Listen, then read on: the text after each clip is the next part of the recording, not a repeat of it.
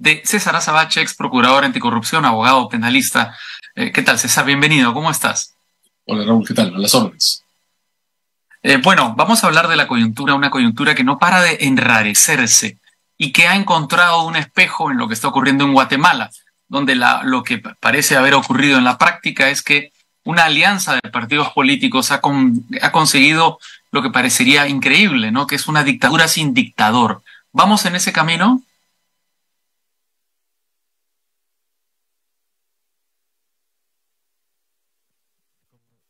Parece que tenemos problemas Sí, en la comunicación. Lo que planteaba César, no sé si me se escuchas. descongeló. Sí, sí, Ok, sí. bueno, Habías lanzado el símil con esta coalición. A ver, en general, Raúl, tengo la impresión que cuando los sistemas institucionales, estas son olas, ¿no? Son regionales, no son solo por países, empiezan a agotarse en su capacidad de contención, pues lo que empiezan a aparecer o lo que aparecen son fantasmas no institucionales, ¿verdad? Creo que por eso las semejanzas. Lo que está ocurriendo en toda la región es que las correlaciones no institucionalizadas, las que no están construyendo normas, reglas, proyectos comunes, sino solo acumulando posiciones y compartiéndolas, están comenzando a tomar controles. Es difícil enfrentar la idea de esta ola, sobre todo porque es una transición. No creo que tengamos un precedente claro que nos permita saber si esas cosas duran 10 años o 20, y por desgracia en América Latina además los esquemas autoritarios tienen que anclarse, ¿no? O sea, hay autoritarismos de otros tipos que están instalados. Esta suerte de autoritarismo pragmático que está emergiendo, pues no sabemos a dónde va. Creo que la incertidumbre y la ansiedad que produce proviene de eso, no tener una idea clara de cómo se va a desenvolver este proceso, ¿no? Tampoco de nosotros.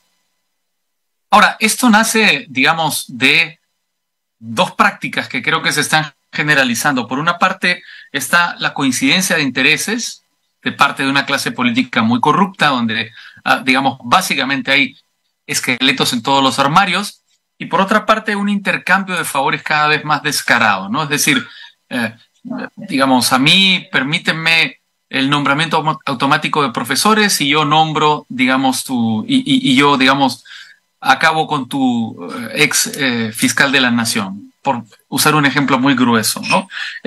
Ahora, la sensación es que, digamos, lo que estamos viviendo ahora es un desmentido de la campaña electoral, que fue tan polarizante y que enfrentó dos posiciones que cada vez confluyen más justamente por estas dos prácticas. Es decir, eh, la sensación es que nuestra clase política se está burlando de los ciudadanos de una manera absolutamente descarada y de una manera absolutamente poco elegante, digamos. Bueno, hay dos procesos en esta situación que acabas de describir. El primero es el de la cancelación de las organizaciones políticas que de una u otra manera representaban lo que, por ejemplo, Mauricio Zavaleta llamó el consenso del 2000, ¿verdad? O sea, es decir, incluso el Congreso de mayoría fujimorista del 16 seguía inscrito dentro de la mecánica inaugurada en la transición, con varios contra de por medio, pero seguía siendo el fujimorismo, el partido aprista, de varias maneras, estructuras que anclaban su historia política en las bases de la transición a favor o en contra, en el caso del fujimorismo, muy en contra, ¿no? Lo que ha pasado, nos gusta o no, es que con el cierre del Congreso del 16 se abrió el espacio, o se dejó vacío el espacio para que sea poblado por personajes de la política, ya no son organizaciones, que han basado su trayectoria en otro tipo de perfiles, ¿no? Fuertemente clientelares, fuertemente acostumbrados a el modo de hacer las cosas que empezó a predominar en gobiernos locales y regionales. Nunca olvidemos la ola de casos de corrupción de tiempos de Humala en gobiernos regionales como un antecedente a lo que ha terminado ocurriendo en el Congreso. Entonces hay un desplazamiento, o leo un desplazamiento en la base que da posición a quienes ahora están en el Congreso. Ese ciclo comenzó con el Congreso corto del 20. Es el que tiene el perfil más semejante al que ahora estamos viendo. La reivindicación de Merino, el cuadro, para poner un símbolo que lo representa, seguido del cuadro de la señora Alba, muestra un poco esa manera de vender la idea de que esto es política también. Ahora, ese es un plano. En el otro plano, ese desplazamiento se ha autoconfirmado. en este periodo, ¿no? Porque ya no es solo la cooptación del Congreso, sino que es la misma correlación que soporta la coalición con el gobierno. Entonces, ahora estamos en una suerte, Raúl, creo, de primavera inversa, en la que esta coalición está percibiendo que es capaz de autoconfirmar su expansión para controlar los poderes públicos. Y lo está haciendo de una manera, con una intensidad predatoria. Lo que creo que no notan es que la política también es una energía y se agota. Y lo único que logra la predación es acelerar el momento del declive. Entonces, ¿qué creo que sí va a pasar en el corto plazo? Y para eso no hay que, digamos, ser un adivino. Es lo que muestra el modo en que se comporta la energía política. Conforme se autoconfirmen de su capacidad de controlarlo todo, pues van a empezar a aparecer fisuras. Ya registramos la primera, ¿no? El fujimorismo reclamando el cambio de 4 ministros, el fujimorismo autocorrigiéndose en el debate sobre la senaduría. Si vuelven a haber movilizaciones, habrá que ver qué va a pasar con el defensor del pueblo que pusieron en pacto. Viene, Raúl, también un ciclo de fisuras al que hay que estar muy atentos y atentos. O sea, lo que tú me estás diciendo es que de momento, en la medida que hay una confluencia de intereses que están por encima de las diferencias, las cosas van bien. Pero cuando comiencen a aparecer estas pequeñas diferencias, generarán enormes cismas, es decir, generarán enormes conflictos. No se podrán administrar de una manera sana, por usar una palabra, y más o menos racional. Es que es una coalición sin fundamentos.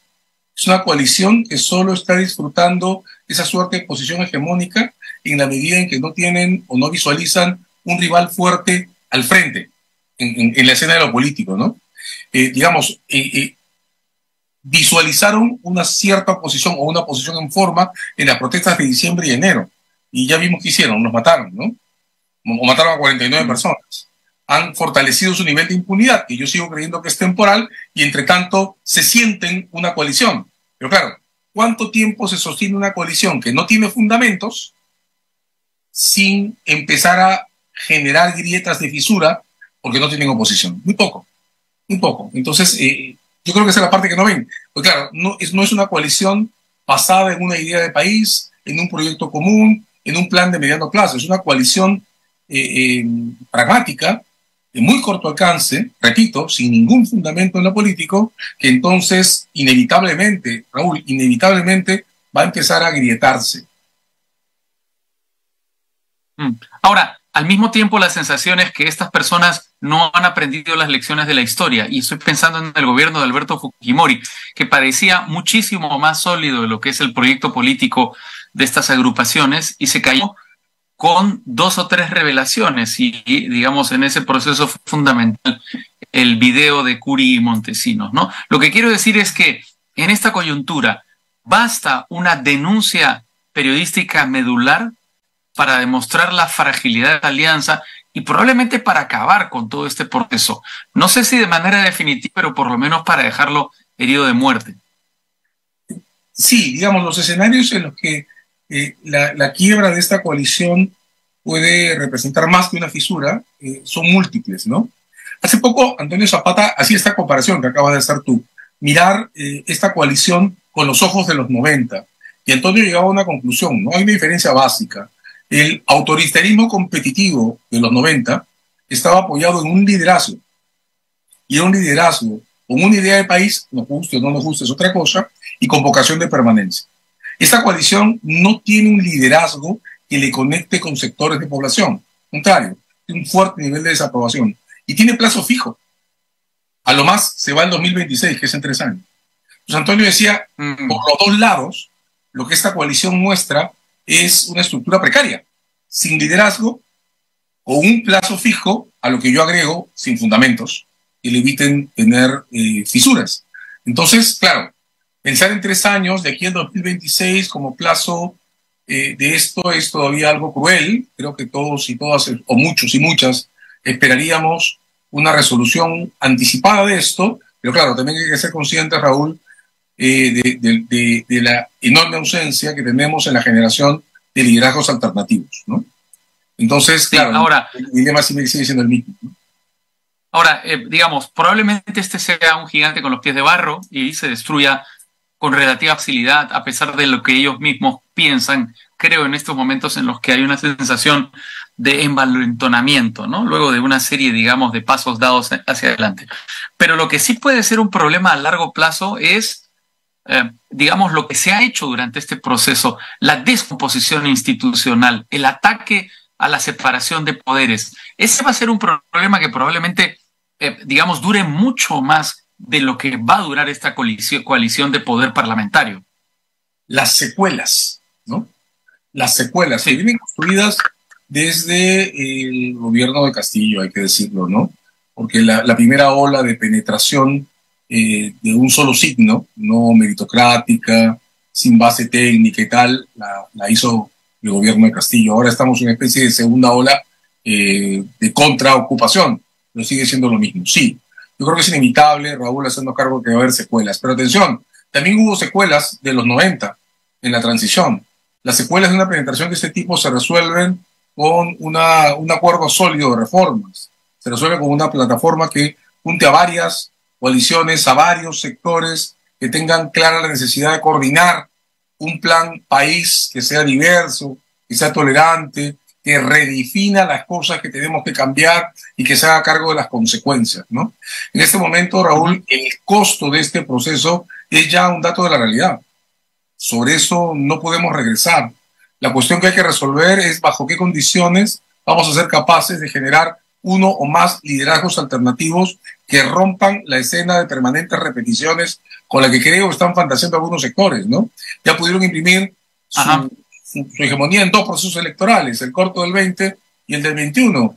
Parece claro que están fantaseando con volverlo a hacer en el 26. La cuestión es qué hacemos en contra, ¿no? Sí. ¿Qué hacemos para mejorar la oferta política? Ahora, pero es bien curioso lo que dices, César, por dos razones. Por una parte, porque efectivamente, como parte de la receta de la alternancia, lo que se exigen son algunos liderazgos, y no parece haber actualmente liderazgos que estén dando la batalla política, o por lo menos la sensación es que todo el espectro político ha sido por los liderazgos negativos, por llamarlo de alguna manera, el fujicerronismo o fujicomunismo, como se le ha llamado. Y por otra parte, digamos, el gran discurso que se dio para, digamos, enfrentar el gobierno de Pedro Castillo desde las propias elecciones tenía que ver con su impacto económico, es decir, en el daño que le hacía a la inversión privada, a la seguridad jurídica, un gobierno tan precario, tan poco preparado, tan lamentable como el de Pedro Castillo.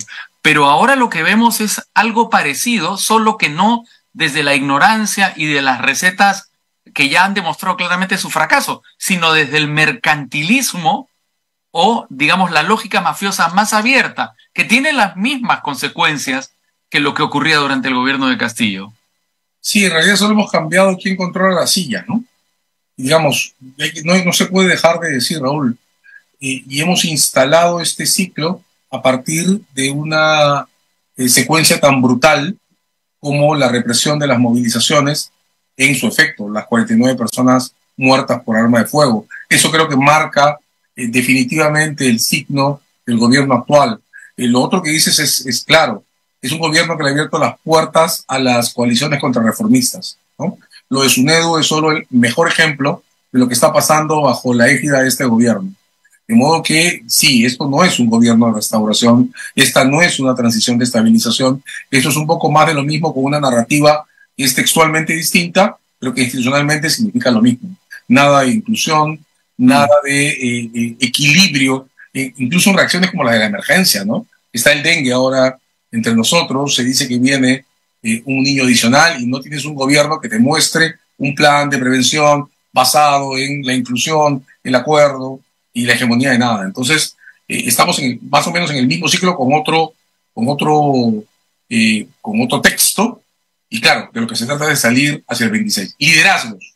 Bueno, hay un sector que se ha empezado a organizar, está Belaúnde y Cateriano con un movimiento que han lanzado hacia, o articulado desde una derecha liberal.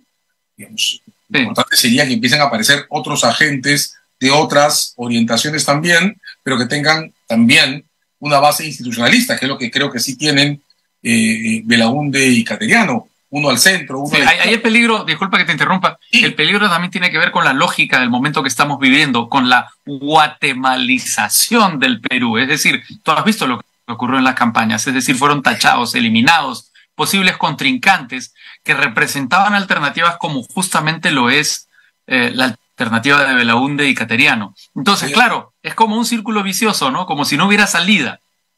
Mira, voy a ser muy cruel con eso, ¿no? Pero la guatemalización del Perú, o sea, peruanizado a Guatemala. O sea, yo la verdad, yo no sé por decirte quién inventó supuesto. la receta, ¿eh? Pero estamos, digamos, claro, estamos a ese nivel de trivialidad, ¿no? En el que los obstáculos leguleyos de alguna manera convergen en punto a sostener en el gobierno alternativas no institucionalistas. Pero claro, eso es algo que solo vamos a poder enfrentar con eficiencia, Raúl, en la medida en que abramos espacios de resistencia basadas en derechos, en la medida en que, Sí. bueno, ya se perdió la defensoría, pero el judicial se afirme, la fiscalía está en un problema, en un momento muy difícil, el constitucional ha hecho las cosas que ha hecho, pero claro, tenemos que abrir espacios de afirmación de derechos y tenemos que tener incidencia sobre la redefinición de la oferta política con urgencia. De acuerdo, pero ¿se puede con un tribunal constitucional como el que tenemos reafirmar derechos? Es decir, ¿es un escenario real que los derechos se reafirmen en un país donde, por ejemplo, a la ex fiscal de la Nación se le emprendió una acusación constitucional, se la destituyó y se le quitó la posibilidad de tener algún cargo público por 5 años, en un proceso que no puede ser más arbitrario y en un proceso que no puede ser más descaradamente político y poco apegado a la ley? O en un país donde al parecer lo que va a ocurrir ahora es la imposibilización de que Salvador del Solar pueda, digamos, postular a la presidencia aplicando retroactivamente una resolución del Tribunal Constitucional. O sea, ¿puede realmente hablarse de eso en la situación que atravesamos? O lo hacemos o dejamos de respirar, ¿no? También en aire tóxico tenemos que respirar, Raúl. De modo que la pelea está Sí, de acuerdo. en lograr hacerlo. ¿Qué es lo que ocurre? Eso es lo que te decía hace un rato. Yo lo único que creo respecto a esto es que la canibalización de la política, así en clave predatoria como se está haciendo, acelera el momento del fracaso, ¿no? Ya lo viste en el ciclo 97-2000, en el Fujimorismo. Citabas el ejemplo hace poco. En ese momento en el que una coalición de intereses siente que no tiene rival, pues depreda todo, y al depredar todo genera fisuras. Mañana, para poner un ejemplo, hay una reunión en la Corte Suprema convocada por 8 jueces supremos, pero es un pleno, Sí. que puede poner un punto de quiebre en un proceso tan arbitrario como el que has resumido ha sido impuesto para la destitución y procesamiento de la fiscal de la Nación, Zoraida Ábalos. Si mañana la Corte Suprema hace un ejercicio básico, ahí está pidiendo que se extralimiten y que violen el proceso, pero si mañana hace un ejercicio básico de conciencia y de declaración en la afirmación de la independencia y autonomía de los magistrados, tenemos un punto. Cada día hay que ganar un punto. Voy contigo en que... Pero puede haber un contrapunto, que es... Y habrá que ganar uno más. Constitucional, que es una acusación constitucional contra los jueces de la Corte Suprema por hacer eso, que está por supuestamente dentro de sus funciones. Sí, por supuesto. Y tendrá que seguir el judicial afirmándose. Pero en estas condiciones, Raúl, o damos una pelea a la vez o nos dejamos derrotar. Y entonces, mi único llamado, mientras quienes hacen política generan las posibilidades de tener una oferta alterna, es pelear cada trinchera, cada caso legal que suponga derechos civiles en riesgo, cada situación en la que una mujer, un niño o una persona vulnerable requiera protección, pelear todos los días por la afirmación de derechos civiles, resistir en la afirmación de derechos civiles mientras se logra reformar la oferta política y poder tener mañana más tarde, el 26 a lo más, un ciclo de elecciones que tenga alternativas distintas a las que ofrece un sistema que está impregnado de clientelismo en este instante y de desinstitucionalización como objetivo, ¿no? Contrarreforma como objetivo.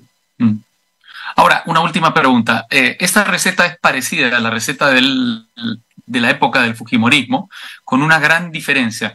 El Fujimorismo auroral era un populismo de derecha, digamos, que se, digamos, construía a partir de una importante base popular. Es decir, tenía una importante aprobación aprobación a Alberto Fujimori, y luego discutiremos si, digamos, los análisis de ese entonces eran fidedignos, pero era verdad que tenía muchos seguidores Fujimori, y a pesar de la forma en que cayó su gobierno, Keiko Fujimori hereda ese capital político y le ha permitido ese capital político estar en 3 segundas vueltas, lo que no es poca cosa, ¿no?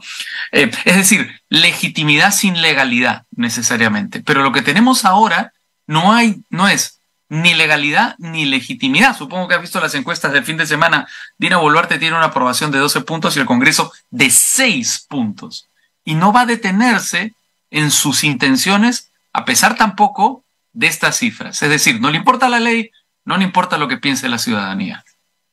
Sí, es que eso es a lo que se refería Antonio cuando decía que la diferencia con los 90, que los 90 tenía un soporte pragmático en una base de reconocimiento del liderazgo de Fujimori, de una persona que efectivamente existía y que efectivamente tuvo el nivel de aprobación que alcanzó con el golpe del 92, por ejemplo, y que le hizo ganar en una sola vuelta las elecciones del 95, con Pérez de Cuellar, ¿no?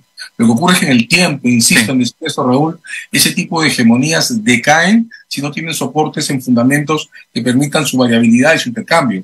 El fujimorismo de los 90 desapareció por no poder hacer una transferencia equilibrada de poder que le hubiera permitido quizás ser la primera oposición al comienzo del siglo, ¿no? Con esto pasa exactamente lo mismo. Si siguen intentando copar poderes del Estado, la pregunta es, Raúl, ¿con qué brazos pueden sostener todo ese poder que acumulen? ¿Qué va a pasar en la coalición entre Perú Libre y Renovación o los sectores de derecha en el Congreso si se reactivan las movilizaciones sociales y la Defensoría del Pueblo tiene que tomar posición? ¿Qué va a hacer este defensor del pueblo en medio de una nueva confrontación que separe partes de esta coalición en el gobierno? ¿Qué va a pasar si, quiero fantasear con esto, mañana la Corte Suprema hace una declaración fuerte y suficientemente bloqueada como para no ser atacada por el Congreso? ¿Qué va a pasar el día que los intereses del Congreso y el Tribunal Constitucional entren en disputa y el Congreso empiece a amenazar al Tribunal Constitucional? Hay una serie de escenarios, Raúl, que se empiezan a acumular con crisis potenciales porque una coalición sin fundamentos no va a ser capaz de resolver todos los problemas que se susciten incluso a su interior.